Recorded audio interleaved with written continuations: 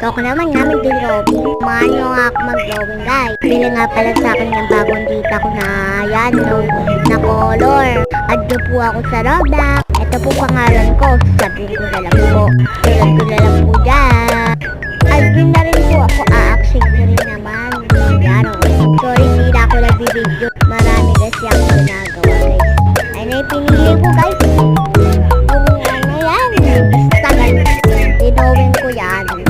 Napapili ako kay Vita ng ganyan kong color. Ulit, ito na yung boses ko kasi guys eh. Natulo kayo guys.